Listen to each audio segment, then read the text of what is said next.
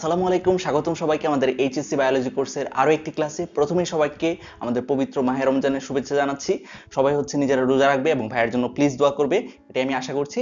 So আজকের ক্লাসটা তোমাদের মাঝে অনেকেই চিন্তিত যে নগ্নবীজি এবং আবৃতবীজি উদ্ভিদ থেকে কোন কোন টপিকগুলো ভাইয়া এমসিকিউর জন্য সবচেয়ে বেশি ইম্পর্টেন্ট। যদি এমসিকিউতে তুমি এই চ্যাপ্টার থেকে বোর্ড পরীক্ষায় কিংবা ভর্তি পরীক্ষায় ভালো করতে চাও, then this is the very class you are looking for.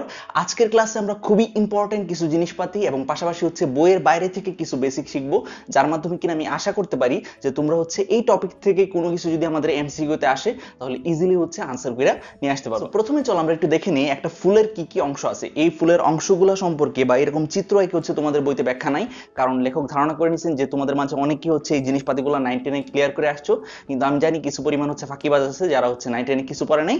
So তার জন্য আমি এই জিনিসটা চিত্র এঁকে তোমাদেরকে বোঝানোর চেষ্টা করতেছি। সো প্রথমে আসো, একটা ফুলের কয়টা অংশ? আমরা জানি একটা ফুলের নরমালি 5টা অংশ, যদিও তোমাদের বইতে 4টা অংশের কথা বলা হয়েছে। সো প্রথমে আগে দেখে নিই সে 5টা অংশ কোনগুলো এবং কোন অংশটা বাদ দিয়ে তোমাদের বইতে কাউন্ট করা হয়েছে। এক নম্বর কথা যেটা, সেটা আমাদের এই ফুল, সেই ফুল নিশ্চয়ই কোনো একটা তোমার কাণ্ডের সাথে একটা জিনিসের মাধ্যমে লেগে থাকবে। সেই জিনিসটাকে আমরা কি বলতে পারি? সেই জিনিসটা একটা বৃন্ত। আর যেহেতু এটা ফুলের বৃন্ত, তার মানে এটা কি? এটা পুষ্পবৃন্ত, ঠিক আছে? আচ্ছা, এটা আমাদের ফুলের অংশ না, ফুলের অংশ হিসেবে এই জিনিসটা কাউন্ট করা হয় না। ফুলের অংশ হিসেবে যে জিনিসটা প্রথমে কাউন্ট করা হয় সেটা পুষ্পাক্ষ। পুষ্পাক্ষ মানে খুবই সিম্পল ভাষায় বললে একটা ফাউন্ডেশন বা একটা অংশ, যে অংশটার উপর বা যে অক্ষটার উপর ফুলটা সাজানো থাকে। দেখো এই অক্ষটার উপর বা এই অংশটার উপর ফুলটা সাজানো আছে, তার জন্য এটাকে বলা হয় পুষ্পাক্ষ। এই পুষ্পাক্ষ আমরা মনে রাখবো 9 10 আমরা যেটা পড়ছিলাম সেটা ফুলের 1 নাম্বার অংশ, কিন্তু এই জিনিসটাই আমাদের বইতে বাদ দেওয়া হয়েছে। ফুলের অংশ হিসেবে পুষ্পাক্ষকে কাউন্ট করা হয়েছে না, এই জন্যই ফুলের বাকি অংশগুলো মিলে 4টা অংশ দাঁড়াইছে। আমরা যদি পরীক্ষাতে আসে যে একটা ফুলের কয়টা অংশ থাকে, আমরা 4টা অংশই দাগাবো। আমরা জাস্ট মনে রাখবো যে পুষ্পাক্ষকে আগে চিন্তা করা হইতো যে ফুলের একটা অংশ, বর্তমানে চিন্তা করা হয় না।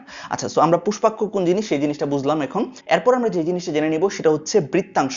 এই যে একটা ফুল, সেই ফুলের বাইরে যে কোনো একটা ফুল তুমি চিন্তা করো, সেই ফুলের নিচে দেখবো ছোট ছোট পাতার মতো কিছু অংশ দেখা যায় না? সেই পাতার মতো অংশগুলা কি বলা হয়?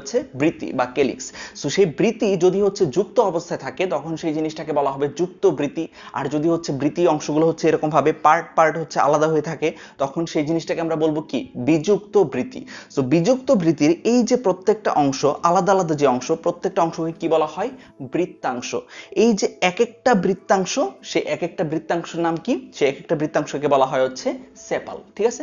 বৃত্তাংশ মানে সেপাল। একটু পরে একটা জিনিস প্যাচ লাগবে, ওই প্যাচটা লাগার আগেই আমি এই জিনিসটা ক্লিয়ার করে দিচ্ছি, মনে রাখবা বৃত্তাংশের ইংলিশ সেপাল। আচ্ছা, এটা গেল 2 নাম্বার অংশ। এরপর 3 নাম্বার অংশ কি? 3 নাম্বার অংশ ফুলের যে অংশটা আমাদের সবার কাছে পরিচিত, অর্থাৎ পাপড়িগুলা। সেই পাপড়িগুলাকে একটু কঠিন ভাষায় বলা হয় দল, ঠিক আছে? তাহলে এটাকে আমরা কি চিন্তা করতে পারি? এটা একটা দল বা পাপড়ি, এটা একটা দল বা পাপড়ি, এটা একটা দল বা পাপড়ি, এরকম করে অনেকগুলো দল বা পাপড়ি থাকে। সো সেই দল বা পাপড়িকে ইংলিশে বলা হয় পেটাল। তাহলে মনে রাখবো বৃত্তাংশের ইংলিশ সেপাল, অন্যদিকে পাপড়ির ইংলিশ পেটাল, ঠিক আছে? এই জিনিসটা ভালোভাবে মনে রাখবো। এরপর বাকি যে অংশগুলা, সেগুলো একটা ফুলের লিঙ্গ নির্ধারণ করে। আমরা জানি ফুলের মাঝে স্ত্রীস্তবক থাকতে পারে, পুংস্তবক থাকতে পারে। পুংস্তবকের মাঝে আবার 2টা অংশ থাকে, কি কি? একটা পরাগধানী আর একটা পরাগদণ্ড। সো পরাগধানী কোনটা ভাইয়া? পরাগধানী এটা, যার ভিতরে আমাদের পরাগ রেণুগুলা বা পোলেনগুলা তৈরি হয়। অন্যদিকে পরাগধানী যে দণ্ডটার মাঝে সাজানো থাকে বা যে দণ্ডটার উপর অবস্থান করে, তাকে আমরা কি বলতে পারি? পরাগদণ্ড। তাহলে পুংস্তবক বা পুংকেশরের 2টা অংশ, একটা পরাগধানী, 2 নম্বর পরাগদণ্ড। এখন এই পরাগধানী সেটা আসলে কত রকমের, এটার উপর ডিপেন্ড করে তোমাদের বইতে পরাগধানীর কিছু প্রকারভেদ দেওয়া আছে, ঠিক আছে? পরাগধানীর সেই প্রকারভেদগুলো যদি আমরা একদম সহজ ভাষায় আলোচনা করি, তাহলে আমাদের যে জিনিসটা মনে রাখতে হবে সেটা এক নম্বর পাদলগ্ন টাইপের পরাগধানী। পাদলগ্ন মানে কি? পাদদেশে, অর্থাৎ নিচে অবস্থান করবে। দেখো, পরাগধানীর একদম নিচের দিকে যদি আমাদের পরাগধনুটা লাগানো থাকে, তখন সেই টাইপের পরাগধানীকে কি বলা হবে? পাদলগ্ন পরাগধানী। পৃষ্ঠলগ্ন কি? পৃষ্ঠলগ্ন মানে পৃষ্ঠদেশে, পিঠের দিকে। পিঠের দিকে মানে পরাগধানীর যে কোনো একটা পিঠের দিকে যদি আমাদের এই পরাগদণ্ডটা লাগানো থাকে, তখন সেই জিনিসটাকে কি বলা হবে? পৃষ্ঠলগ্ন পরাগধানী। তো আমরা এই জিনিসটা আশা করি বুঝতে পারছি। এরপর পার্শ্বলগ্ন। পার্শ্বলগ্ন মানে কি? পার্শ্বলগ্ন মানে পাশে, যে কোনো এক পাশে লাগানো থাকবে। অর্থাৎ আমাদের এই যে তোমার পরাগদণ্ডটা আছে, সেই পরাগদণ্ডটা যদি আমাদের পরাগধানীর যে কোনো পৃষ্ঠের এক পাশে লাগানো থাকে, তখন সেই জিনিসটাকে বলা হবে পার্শ্বলগ্ন। পার্শ্বলগ্ন আর পৃষ্ঠলগ্নের মাঝে পার্থক্য কি তাহলে ভাইয়া? পৃষ্ঠলগ্নের ক্ষেত্রে দেখা যায় যে একদম মাঝ বরাবর লাগানো থাকে, যে কোনো এক পাশের একদম মাঝ বরাবর লাগানো থাকে, আর পার্শ্বলগ্নের ক্ষেত্রে যে কোনো এক পাশে জাস্ট লাগানো থাকলেই হলো, ঠিক আছে? এগুলা তেমন বেশি ইম্পর্টেন্ট না, আমাদের এমসিকিউর জন্য সবচেয়ে বেশি যেটা ইম্পর্টেন্ট খাতার মাঝে লিখে রাখো, এটা যদি হচ্ছে না আসে তাহলে হচ্ছে আমি আর কি বলবো যে এটা আসতেই হবে, এরকম হচ্ছে এমসিকিউ একটা। সেটা হচ্ছে আমাদের পরাগধানীর মাঝে এক ধরনের টাইপ হচ্ছে সর্বমুখ। সর্বমুখ মানে কি? ধরো এটা হচ্ছে আমাদের পরাগধানী, সেই পরাগধানীর একদম মিডল সেন্টারে আমাদের পরাগদণ্ডটা জাস্ট কোনো রকম ভাবে লেগে আছে, এরকম যদি হয়, জাস্ট কোনোভাবে লেগে থাকলে তখন কি হবে? যখন হচ্ছে বাতাস আসবে, বাতাস আসলে কিন্তু পরাগধানীটা সেটা এভাবে নড়বে, এভাবে নড়বে, এদিকেও যেতে পারে, এদিকেও যেতে পারে। সো এই জিনিসটা যেহেতু হচ্ছে সর্বদিকে বা সর্বমুখে হচ্ছে মুভ করতে পারে, এই জন্য এই টাইপের পরাগধানীকে কি বলা হয়?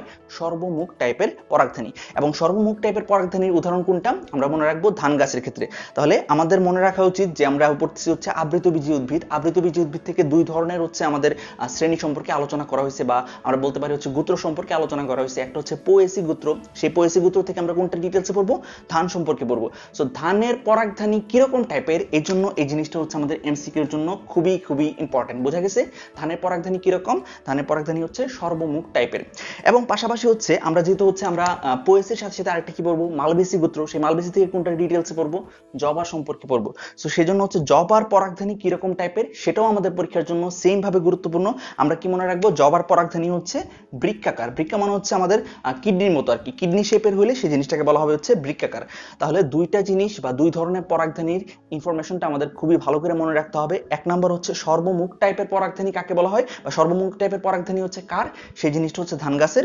অন্যদিকে বৃক্কাকার বা হচ্ছে কিডনি শেপের দেখতে পরাগধানী কিসের মাঝে পাওয়া যায়? সেটা হচ্ছে জবা ফুলের মাঝে। এই দুইটা ইনফরমেশন আমি জানি না কেমনে মনে রাখবা, মনে রাখতেই হবে, ঠিক আছে? আচ্ছা, এরপর হচ্ছে রেখাকার। রেখাকার মানে হচ্ছে পরাগধানী জাস্ট যদি হচ্ছে এরকম লম্বা হয় বা হচ্ছে এরকম রেখার মতো হয়, তখন সেই জিনিসটাকে বলা হবে হচ্ছে রেখাকার, ঠিক আছে? এগুলো হচ্ছে তেমন বেশি ইম্পর্টেন্ট না, জাস্ট এই দুইটা খুব ভালো করে হচ্ছে মনে রাখতে হবে। আচ্ছা, সো আমরা কি শেষ করলাম? আমরা শেষ করলাম হচ্ছে পুংস্তবকটা। তার মানে আমরা কয়টা অংশ পাইলাম ফুলের? ফুলের অংশগুলোকে বলা হয় স্তবক। ফুলের অংশগুলোকে কি বলা হয়? স্তবক বলা হয়। আগে পুষ্পাক্ষকে একটা স্তবক বা একটা অংশ হিসেবে চিন্তা করা হতো, বর্তমানে পুষ্পাক্ষকে একটা অংশ হিসেবে আমাদের বইতে চিন্তা করা হয় না। আচ্ছা, এখন তাহলে পুষ্পাক্ষ বাদে বাকি কয়টা অংশ আমরা পাইতেছি? এক নাম্বার হচ্ছে বৃতি বা কেলিক্স, যার অংশকে বলা হয় বৃত্তাংশ, যেটা ইংলিশ হচ্ছে সেপাল। দুই নাম্বার হচ্ছে আমরা দলমণ্ডল বা পাপড়িগুলা পাইলাম, যেগুলোর ইংলিশ হচ্ছে পেটাল। তাহলে সেপাল, পেটাল, এগুলোর মাঝে যাতে পেস না লাগে সেজন্য বললাম। তিন নাম্বার অংশ আমরা কি পেলাম? তিন নাম্বার অংশ আমরা পাইলাম হচ্ছে পুংস্তবক। সেই পুংস্তবকের মাঝে দুইটা অংশ, একটা হচ্ছে পরাগধানী, দুই নাম্বার হচ্ছে পরাগদণ্ড। চার নাম্বার অংশ কি বুঝতে পারতেছো? চার নাম্বার অংশ হচ্ছে স্ত্রীস্তবক। স্ত্রীস্তবকের ক্ষেত্রে এই যে অংশটা, সেটা যখন হচ্ছে আমরা ব্রায়োফাইটে টেরিডোফাইটে পড়াইছিলাম, তখন দেখো মনে আছে কিনা, আমরা কিন্তু এই জিনিসটা দেখাইছিলাম, ঠিক আছে? এই জিনিসটার মাঝে কিন্তু আমরা দিনিশেক বা হচ্ছে এই জিনিসটা, দিনিশেকের কথাটা হচ্ছে নরমালি হচ্ছে আমরা যখন আবৃতবীজী নগ্নবীজির একদম ইন্ট্রোডাকশন ক্লাসটা নিয়েছিলাম তখন বলছিলাম। এই যে দেখো এই জিনিসটাই হচ্ছে সেটা, ঠিক আছে? এটাই হচ্ছে আমাদের স্ত্রীস্তবক। তাহলে স্ত্রীস্তবকের মাঝে কয়টা অংশ দেখতে পারতেছি? এক নাম্বার হচ্ছে এই জিনিসটা, যেটাকে বলা হয় হচ্ছে গর্ভমুণ্ড। দেখো এই জিনিসটা হচ্ছে মাথার মতো একটা অংশ। তাহলে মাথার মতো অংশ, এই জিনিসটাকে আমরা কি বলি? মুন্ডি বা মুন্ড। সো এই জিনিসটাকে কি বলা হবে? গর্ভমুণ্ড। তারপর দেখো এখানের যে লম্বা অংশটা, সেই লম্বা অংশটা একটা দণ্ডের মতো, সেই জিনিসটাকে আমরা কি বলবো? গর্ভদণ্ড। তাহলে এই যে নলাকার অংশটা বা দণ্ডাকার অংশটা, সেটাকে বলবো আমরা গর্ভদণ্ড। নিচের এই জায়গাটাকে আমরা কি বলি? সেটাকে বলি হচ্ছে গর্ভাশয়। তাহলে আমরা যে জিনিসটা মনে রাখবো সেটা হচ্ছে স্ত্রীস্তবকের তিনটা অংশ থাকে। স্ত্রীস্তবকের তিনটা অংশ কি কি? এক নাম্বার হচ্ছে গর্ভমুণ্ড, দুই নাম্বার হচ্ছে গর্ভদণ্ড, আর তিন নাম্বার হচ্ছে গর্ভাশয়, ঠিক আছে? একদম ক্লিয়ার তো? ঠিক আছে, তো আমরা যে জিনিসটা শেষ করলাম সেটা হচ্ছে একটা ফুলের বিভিন্ন অংশ। আশা করি এই জিনিসপাতিগুলো নিয়ে প্যাচ লাগবে না। একটা জিনিস আমাদের এমসিকিউ ছাড়াও আমাদের ক নাম্বারের প্রশ্নের জন্য খুবই খুবই ইম্পর্টেন্ট, এই জিনিসটা খাতার মাঝে লিখে রাখো। ক নাম্বারের প্রশ্ন যদি না আসে তাহলে বুঝতে হবে যে হয় হচ্ছে স্যার ট্রেডিশনাল প্রশ্ন থেকে একটু ব্যতিক্রম করছে, অথবা তোমাদের কপাল খারাপ, ঠিক আছে? সেই জিনিসটা হচ্ছে পুষ্পপুট কাকে বলে? পুষ্পপুট জিনিসটা কি? পুষ্পপুট হচ্ছে, আমরা দেখো নরমালি হচ্ছে ফুলের পাপড়ি আর ফুলের যে বৃতি, অর্থাৎ ফুলের যে সবুজ অংশ, নিচের দিকে যে সবুজ অংশটা থাকে পাতার মতো, সো এই দুইটার কালার কিন্তু নরমালি হচ্ছে ডিফারেন্ট হয়, আলাদা আলাদা হয়। কিন্তু যদি এরকম হয় যে কোনো একটা ফুলের মাঝে যে পাপড়ির যে কালার এবং পাপড়ির যে হচ্ছে সাইজ, বৃতির কালার এবং বৃতির সাইজ যদি হচ্ছে সেম হয়, তাহলে সেই ধরনের অংশটাকে বা সেই ধরনের অবস্থাটাকে বলা হবে হচ্ছে পুষ্পপুট।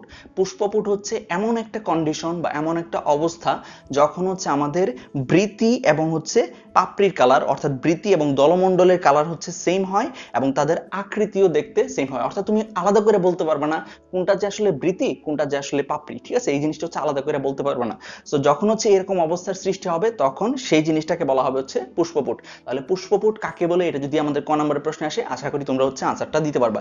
এবং পুষ্পপুট যখন হয় অর্থাৎ যখন হচ্ছে আমাদের এই পাপড়ি এবং বৃতি তারা মিলেমিশে একাকার হয়ে যায়, দেখে তুমি চিনতেই পারবে না যে কোনটা যে আসলে পাপড়ি কোনটা যে আসলে বৃতি, তখন এদের প্রত্যেকটা অংশকে বলা হয় টেপাল। ঠিক আছে? তাহলে আমরা কি কি মনে রাখবো? এই যে একটু আগে আমি বললাম যে পেস লাগতে পারে, কি কি আছে? পেটাল, সেপাল, টেপাল। পুষ্পপুট যখন হয়, আমরা একটু সিরিয়ালি আসি, আমরা মনে রাখবো যখন হচ্ছে বৃত্তাংশ, বৃত্তাংশকে বলা হয় বা বৃতিকে বলা হয় ক্যালিক্স, সেই বৃতির অংশ হচ্ছে বৃত্তাংশ, সেই বৃত্তাংশর ইংলিশ হচ্ছে সেপাল। ঠিক আছে? বৃত্তাংশ স থেকে সেপাল, এবং মনে রাখতে পারো, আমি এভাবে মনে রাখতাম। ঠিক আছে? পুষ্পপুট লাস্টের ট আছে টেপাল। কিভাবে মনে রাখবা? পুষ্পপুট লাস্টের ট আছে টেপাল। অন্যদিকে আমাদের পাপড়ি, পাপড়িকে আমরা নর্মালি হচ্ছে পেটাল জানি, এটা অনেকেই জানো। পাপড়ি পেটাল মিল আছে। সো আশা করি হচ্ছে আমাদের এই অংশগুলো ইজিলি হচ্ছে মনে থাকবে। ঠিক আছে? ক্লাস আসতে একটু দেরি করে তোমাদের অনেকের হচ্ছে মাথাটা আমি দেখি একদম নাই হয়ে যায়, কিন্তু দেখো প্রত্যেকটা ক্লাস আমি এমন ভাবে ডিজাইন করার চেষ্টা করি যেন ক্লাসটা একটু মনোযোগ দিয়ে দেখলে বেসিকে তোমরা যেন একদম হচ্ছে পারফেক্ট হও। ঠিক আছে? আমি চাই যে আমাদের এই কোর্সটা যাতে একদম বায়োলজির ক্ষেত্রে বাংলাদেশের one of the best course হয়। ঠিক আছে? সো তার জন্য হচ্ছে আমি চেষ্টা করি ক্লাসগুলো একটু হচ্ছে যত্নের সাথে বানানো। সো আমাকে ওই সুযোগটা তোমাদের দিতে হবে। ঠিক আছে? আচ্ছা, সো আমরা এখানে ফিরে আসি। যে জিনিসটা আমরা মনে রাখবো সেটা হচ্ছে এবার হচ্ছে এই টার্মগুলো আমাদের একটু বুঝতে হবে। এই টার্মগুলো হচ্ছে আমাদের বইতে লেখা আছে। এক নম্বর হচ্ছে যেটা, সেটা হচ্ছে লিঙ্গ। বুঝতে পারতেছো লিঙ্গ জিনিসটা কি? লিঙ্গ মানে হচ্ছে, এখন কথা হবে হচ্ছে স্ত্রীস্তবক পুংস্তবক নিয়ে। যদি কোনো একটা ফুলের মাঝে পুংস্তবক থাকে স্ত্রীস্তবক থাকে তখন সেই ধরনের ফুলটাকে কি বলা হবে? উভলিঙ্গ ফুল। যেমন উদাহরণ কি? উভলিঙ্গ ফুলের উদাহরণ হচ্ছে জবা ফুল। ঠিক আছে? আর যদি হচ্ছে যে কোনো একটা স্তবক থাকে, যে কোনো একটা স্তবক থাকে পুংস্তবক কিংবা হচ্ছে স্ত্রীস্তবক, তখন তাকে কি বলা হবে? তখন সেই ধরনের ফুলকে বলা হবে হচ্ছে একলিঙ্গ ফুল। যেমন এর উদাহরণ হচ্ছে লাউ গাছ বা লাউ ফুল, যেটা হয় লাউয়ের ক্ষেত্রে যে ফুলটা হয় সেটা হচ্ছে আমাদের একলিঙ্গ ফুল। এরপর আসো, যদি হচ্ছে আমাদের সেই একলিঙ্গ ফুলটা পুরুষ ফুল হয় তখন সেই জিনিসটা কি বলা হবে? পুংপুষ্প। তাহলে পুংপুষ্প জিনিসটা কি? পুংপুষ্প হচ্ছে যে ক্ষেত্রে আমাদের ফুলের মাঝে শুধুমাত্র কি থাকবে? শুধুমাত্র থাকবে হচ্ছে আমাদের তোমার হচ্ছে পুরুষের যে অংশটা অর্থাৎ পুংস্তবক থাকবে, স্ত্রীস্তবক থাকবে না। তাহলে সেম একই কথা, স্ত্রীস্তবক যদি থাকে পুংস্তবক যদি না থাকে তখন সেক্ষেত্রে কি হবে? সেটা হবে হচ্ছে স্ত্রী ফুল। ঠিক আছে? যেমন লাউয়ের স্ত্রী ফুল, লাউয়ের পুরুষ ফুল, এটা হচ্ছে আমরা হচ্ছে পুং ফুল এবং স্ত্রী ফুলের ক্ষেত্রে লিখতে পারি ইজিলি। তো আশা করি এই জিনিসটা মনে থাকবে। এবং পাশাপাশি কোনো একটা ফুলের মাঝে যদি এমন হয় যে তার হচ্ছে পুরুষ অংশ নাই স্ত্রী অংশ নাই, অর্থাৎ তার পুংস্তবক নাই স্ত্রীস্তবক নাই, তখন তাকে কি বলা হবে? তখন তাকে বলা হবে হচ্ছে ক্লিবলিঙ্গ বা ক্লিপ ফুল। ঠিক আছে? আমরা ক্লিবলিঙ্গ নিউটার জেন্ডার পড়ছি কিন্তু ছোটবেলায়। তো আশা করি এই জিনিসপাতিগুলো একদমই ক্লিয়ার হয়ে গেছে। এবার আসো পরবর্তী যে কথা, প্রতিসমতা। প্রতিসমতা কথাটা শুধুমাত্র এখানে না, আমরা যখন জুওলজি পড়বো জুওলজির ক্ষেত্রে আমরা দেখব প্রতিসমতার কথা চলে আসছে। এখন বুঝতে হবে প্রতিসমতা জিনিসটা কি বা সিমেট্রি জিনিসটা কি। সিমেট্রি বা প্রতিসমতা হচ্ছে, খাতার মাঝে লিখে ফেলো, সিমেট্রি বা প্রতিসমতা হচ্ছে কোনো একটা জিনিসকে কতটা সমান সমান সদৃশ অংশে বিভক্ত করা যায়। কি বললাম? খুব ভালো করে হচ্ছে মনে রাখতে হবে। কোনো একটা অংশকে কতটা সমান সমান সদৃশ অংশ, সমান সমান সদৃশ অংশে বিভক্ত করা যায়, ওই জিনিসটা হচ্ছে প্রতিসমতা। তাহলে দেখো যে আমরা যদি হচ্ছে একটা বল নেই, ধরো ক্রিকেট বল, সেই ক্রিকেট বলটাকে নিয়ে আমরা যদি হচ্ছে মাঝখানে একদম বিভক্ত করি, এটা মাঝখানে হয়েছে না যদিও, একটু এদিকে এসে পড়ছে, তারপর আমরা চিন্তা করি হচ্ছে মাঝখানে। সো মাঝখানে যদি হচ্ছে আমরা বিভক্ত করি তখন কিন্তু আমরা দেখতে পারতেছি যে এই পাশ তারা হচ্ছে সমান সমান অংশে বিভক্ত হয়েছে। বুঝতে পারছি এটা 50% 50%। পাশাপাশি হচ্ছে তারা সদৃশ কিনা, একই রকম দেখতে কিনা। হ্যাঁ, এটা যেরকম দেখতে ওই অংশটাও একই রকম দেখতে। তাহলে এই জিনিসটাকে বলা হবে হচ্ছে প্রতিসমতা। প্রতিসমতা মানে হচ্ছে কোনো একটা জিনিসকে আমরা কতটা সমান সমান সদৃশ অংশে বিভক্ত করতে পারি সেই জিনিসটা। তাহলে কোনো একটা ফুলকে যদি আমরা একদম মাঝখানে বিভক্ত করে যদি দেখি যে তার দুই পাশে হচ্ছে সমান সমান সদৃশ অংশ পাইছি, তখন আমরা তাকে বলবো সে হচ্ছে এক প্রতিসম ফুল। যদি হচ্ছে কোনো একটা ফুল ধরো হচ্ছে সে স্টারের মতো দেখতে বা এরকম প্রকৃতির, তখন তাকে দেখা যাবে যে অনেক অংশে হচ্ছে বিভক্ত করে সমান সমান সদৃশ অংশে বিভক্ত করা গেছে, তখন তাকে আমরা বলবো হচ্ছে বহু প্রতিসম ফুল।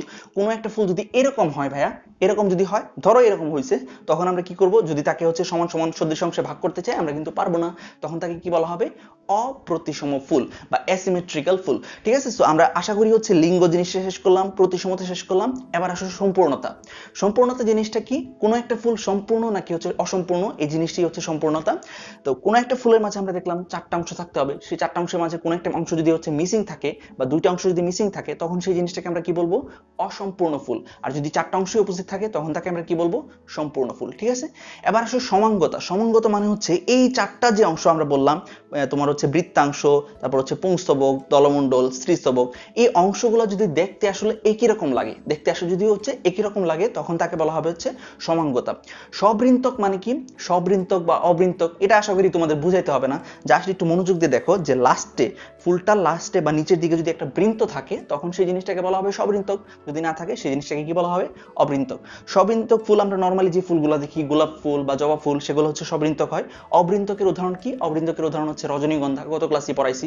তো আশা করি হচ্ছে আমরা এই জিনিসপাতিগুলো ইজিলি হচ্ছে মনে রাখতে পারবো। সো আমরা কি কি শেষ করলাম? এখানে যত কথাবার্তা আছে আশা করি একদম শেষ। এরপর আসো হচ্ছে আমরা এখানে জিনিসপাতিগুলো একটু বোঝার চেষ্টা করি। এখন আসো যদি আমরা হচ্ছে পুষ্পপত্র বিন্যাস এখন তোমাকে বুঝাই, তুমি কিন্তু ইজিলি বুঝতে পারবা। পুষ্পপত্র বিন্যাসের সংজ্ঞাটা তোমাদের বইতে কিভাবে দেওয়া হয়েছে? সংজ্ঞাটা এইভাবে দেওয়া হয়েছে যে কোনো একটা ফুল মুকুল অবস্থায়, যখন সে জাস্ট হচ্ছে পরিস্ফুটিত হইতেছে মুকুল অবস্থায়, তখন তার যে হচ্ছে বৃত্তি কিংবা তার যে হচ্ছে আমাদের পাপড়িগুলো আছে, সেগুলা কিভাবে বিন্যস্ত আছে। বৃত্তিও হইতে পারে, পাপড়ি হইতে পারে। একটু আগে বললাম যে পুষ্পপুটের সংজ্ঞা, পুষ্পপুটের সংজ্ঞায় কি বলছিলাম? অনেক সময় এরকম হইতে পারে বৃত্তি পাপড়ি একসাথে মিশে গেছে, তাদেরকে আলাদা করা যাচ্ছে না, কাজে এটা বৃত্তিরও হইতে পারে, পাপড়িরও হইতে পারে। এই জিনিসটা ভালোভাবে মনে রাখবা, বইতে কিন্তু এই জিনিসটা ক্লিয়ার করা নাই, আপনারা দেখে অনেকে হচ্ছে কনফিউজ হয়ে যেতে পারেন, আমি আগে ক্লিয়ার করে দিলাম। তাহলে পুষ্পপত্র বিন্যাস আমরা একটু ভেঙে ভেঙে বোঝার চেষ্টা করি। পুষ্পপত্র বিন্যাস। পুষ্পপত্র মানে কি? ফুলের মাঝে থাকা পত্র, ফুলের মাঝে থাকা পত্র বা পাতা। ফুলের মাঝে কোন জিনিসপাতিগুলোকে তোমার পাতার মতো মনে হইতেছে? হ্যাঁ, দুইটা জিনিস, একটা হচ্ছে এই নিচের দিকের এই অংশগুলা অর্থাৎ বৃত্তাংশ বা বৃত্তি, আর 2 নাম্বার হচ্ছে এই পাপড়িগুলাকে। এগুলোকে দেখে আমরা কি মনে করতে পারি? এগুলোকে দেখে আমাদের মনে হইতেছে এগুলো হচ্ছে পাতার মতো দেখতে। সো বৃত্তি, এই যে বৃত্তি কিংবা হচ্ছে পাপড়ি, এগুলোর দুইটার যে কোনো একটার বা দুইটারই হচ্ছে হইতে পারে যে তারা হচ্ছে কিভাবে বিন্যস্ত আছে, তারা কিভাবে সাজানো আছে, সেই জিনিসটার নামই হচ্ছে পুষ্পপত্র বিন্যাস। এবং এই পুষ্পপত্র বিন্যাস থেকে কতবার যে এমসিকিউ আসছে ঢাকা ইউনিভার্সিটিতে কিংবা অন্য ইউনিভার্সিটির এমসিকিউতে, তোমরা প্রচুর পরিমাণে একটা কাজ করবা, সেটা হচ্ছে আগের বছরের যে বোর্ড পরীক্ষার প্রশ্নগুলো আছে সেগুলো প্রচুর পরিমাণে হচ্ছে সলভ করতে হবে। সলভ করলে নিজেরাই হচ্ছে বুঝতে পারবা যে কোন জিনিসটা আসলে ইম্পর্টেন্ট। ঠিক আছে, সো দেখো একটু, জাস্ট একটু পরীক্ষা করে দেখো যে এখান থেকে আসলে কি পরিমাণ হচ্ছে প্রশ্ন আসছে। ঠিক আছে, সো আমরা একটু দেখার চেষ্টা করি আসলে কোন জিনিসটা দ্বারা কি বোঝায়। এখন আসলে আমরা বৃত্তি দিয়েও যদি বুঝাই বা হচ্ছে পাপড়ি দিয়েও বুঝাই, তোমরা ইজিলি কিন্তু বুঝতে পারবা, কারণ আমরা দেখছি বৃত্তি হচ্ছে একটা ফুলের নিচের দিকে সবুজ অংশ বা পাতার মতো যে অংশগুলো থাকে, পাপড়ি হচ্ছে আমরা নর্মালি চিনি, এগুলো হচ্ছে একদম বাচ্চা কাচ্চা হচ্ছে চিনি, সো এইগুলো আর চিনাইতে হবে না। সো দেখো, যদি হচ্ছে এরকম বৃত্তি বা পাপড়িগুলা এরকম ভাবে থাকে যে তারা হচ্ছে একটা আরেকটাকে স্পর্শ করে না, মুক্ত অবস্থায় থাকে, ঠিক আছে, মুক্ত বিহঙ্গের মতো যদি থাকে, তাহলে সেই জিনিসটাকে আমরা কি বলবো? সেই ধরনের পুষ্পপত্র বিন্যাস। আরেকটা জিনিস আমি এখানে লিখতে ভুলে গেছি, তোমরা আমাকে মনে করে দাও না কেন। সো পুষ্পপত্র বিন্যাস, এই জিনিসটার ইংলিশ হচ্ছে এস্টিভেশন। এই জিনিসটা ইংলিশ কি? এস্টিভেশন। সো এস্টিভেশন দিয়ে হচ্ছে তোমাদের পরীক্ষায় প্রশ্ন কিন্তু আসতে পারে। যদি এরকম আসে যে গন্ধরাজের এস্টিভেশন কি জিনিস বা গন্ধরাজের এস্টিভেশন কি দেখতে কিরকম, সো তুমি গন্ধরাজের হচ্ছে পুষ্পপত্র বিন্যাস পড়ে গেছো, ঢাকা ইউনিভার্সিটিতে এই জিনিসটা করা হয়, তুমি হচ্ছে গন্ধরাজের হচ্ছে পুষ্পপত্র বিন্যাস পড়ে গেছো, বাট গন্ধরাজের হচ্ছে এস্টিভেশন সম্পর্কে তোমার আইডিয়া নাই। এস্টিভেশনই যে আসলে পুষ্পপত্র বিন্যাসের ইংলিশ টার্ম, এই জিনিসটা জাস্ট না জানার কারণে কিন্তু তুমি হচ্ছে ওই প্রশ্নের আনসার কিন্তু দিতে পারবে না। সো আমি এখন থেকে একটা জিনিস হচ্ছে সাজেস্ট করবো, সবসময় চেষ্টা করবা যেটা হচ্ছে বাংলা পড়তেছো তার পাশাপাশি আমাদের বইতে যে হচ্ছে ছোট করে একদম ব্র্যাকেটে যে তোমার হচ্ছে ইংলিশ টার্মটা লেখা আছে, সেই ইংলিশ টার্মটা একটু মনে রাখতে হবে। তাহলে হচ্ছে আমাদের এমসিকিউতে ঢাকা ইউনিভার্সিটিতে যেই তোমার হচ্ছে কি বলা হয়, একটু দুষ্টামি যে স্যাররা করে, ওই জিনিসটা হচ্ছে আমরা ধরতে পারবো, আমরা আনসার করতে পারবো। আমরা কি মনে রাখবো? যে পুষ্পপত্র বিন্যাসের ইংলিশ হচ্ছে এস্টিভেশন। তাহলে যদি হচ্ছে কোনো একটা ফুলের পাপড়ি বা তার হচ্ছে যে বৃত্তিগুলো আছে, সেই বৃত্তিগুলো যদি এমন ভাবে থাকে যে একটা আরেকটাকে স্পর্শ করে না, একটা আরেকটা থেকে মুক্ত অবস্থায় আছে, তখন সেই জিনিসটাকে আমরা কি বলবো? সেই জিনিসটাকে আমরা বলবো হচ্ছে মুক্ত বা ওপেন টাইপ এস্টিভেশন। ঠিক আছে, মুক্ত বা ওপেন টাইপ পুষ্পপত্র বিন্যাস। যেমন এই জিনিসটা দেখা যায় হচ্ছে গন্ধরাজের ক্ষেত্রে। ঠিক আছে, এগুলা হচ্ছে আমি জানি না কেমনে মনে রাখবেন, উদাহরণগুলো মনে রাখতেই হবে, কিচ্ছু করার নাই। উদাহরণ যদি মনে না রাখতে পারেন, এমসিকিউতে মারা খাবেন, সিরিয়াস কথা। সো আমরা একটু দেখার চেষ্টা করি যে মুক্ত বা ওপেন টাইপ বা হচ্ছে যে জিনিসটা হচ্ছে যে ক্ষেত্রে হচ্ছে পাপড়ি বা হচ্ছে বৃত্তিগুলা একটা আরেকটার সাথে লাগানো থাকবে না, এরকম থাকে হচ্ছে গন্ধরাজের ক্ষেত্রে। যদি এরকম হয় একটা আরেকটা পাপড়ি বা একটা একটা দলমণ্ডল হচ্ছে কি করছে, একটা একটা পাপড়ি বা একটা একটা বৃত্তাংশ হচ্ছে পরস্পরকে জাস্ট হচ্ছে প্রান্ত স্পর্শ করছে, তাহলে সেই ধরনের আমরা তোমার এস্টিমেশনকে কি বলবো, সেই ধরনের এস্টিমেশনকে আমরা বলবো হচ্ছে প্রান্তস্পর্শী। তো প্রান্তস্পর্শী দিয়েও আসতে পারে, ভালভেট দিয়েও আসতে পারে। ঢাকা ইউনিভার্সিটিতে এই জিনিসটা অহরহ আসে, তোমার হচ্ছে বাংলা পড়ে যাবা, ইংলিশ টার্ম দিয়ে দিবে, অপশনে থাকবে হচ্ছে ইংলিশ, প্রশ্ন করবে হচ্ছে বাংলাতে। সো বাংলাও জানতে হবে, ইংলিশও জানতে হবে। তাহলে প্রান্তস্পর্শী এই জিনিসটা দেখো, বাংলা সুন্দর, কত সুন্দর বাংলা দেখে আমরা বুঝতে পারতেছি। তাহলে প্রত্যেকটা বৃত্তি বা প্রত্যেকটা হচ্ছে আমাদের এই যে তোমার নিচের দিকে যে আমরা পাপড়িগুলো দেখতে পাচ্ছি উপর দিকে, সো সেই পাপড়ি কিংবা বৃত্তি এরা হচ্ছে জাস্ট প্রত্যেকের প্রান্তটা স্পর্শ করবে। এই ধরনের পুষ্পপত্র বিন্যাস দেখা যায় হচ্ছে জবা ফুলের ক্ষেত্রে। সো জবা ফুলের ক্ষেত্রে দুইটা জিনিস, এটা হচ্ছে আমাদের পরীক্ষার এমসিকিউতে একটা প্যাচ লাগাইতে পারে তোমাদের, তার জন্য হচ্ছে ভাই এখানে লিখছি। তোমরা একটা কাজ করো, আমি হচ্ছে একটু সরে যাচ্ছি, তোমরা এই জিনিসটা একটা স্ক্রিনশট নিয়ে নাও। স্ক্রিনশট নিয়ে নিলে যে জিনিসটা সুবিধা হবে সেটা হচ্ছে যখন হচ্ছে আমরা যখন হচ্ছে এই জিনিসটা পড়তে যাবো আমরা, তখন আশা করি একসাথে হচ্ছে সবটা জিনিস পেয়ে যাবো।